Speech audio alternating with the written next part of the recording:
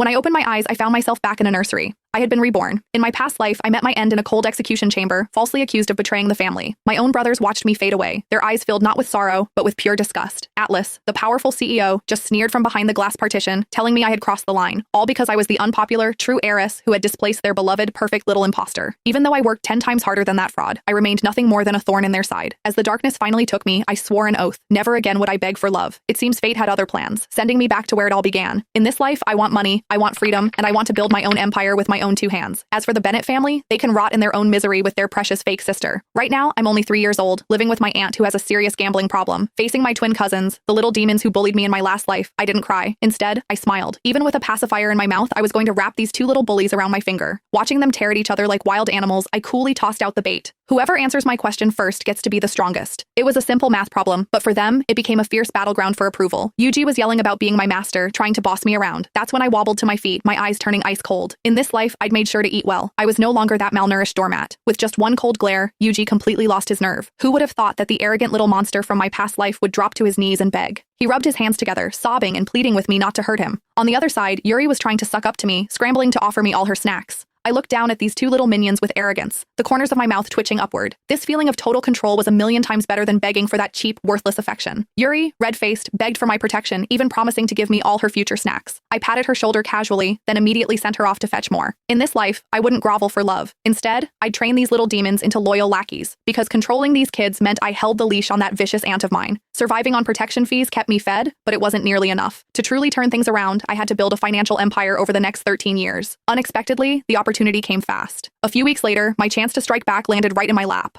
I was playing with some mahjong tiles on the table when Aunt Jessa stormed over in a rage. She screamed at me not to touch her precious treasures and even threatened to send me to bed without dinner. Unfazed, I looked up and calmly said, "It's about to be a win." She froze, her eyes darting frantically between the match on TV and the tiles in front of me. In an instant, the anger on her face morphed into pure, unadulterated greed. She finally realized I wasn't a burden. I was a 1 in a million money tree. And so, at just 3 years old, I officially became her personal mahjong analyst. From then on, the family nuisance transformed into their lucky charm. However, this was only the first step in my climb back to the top.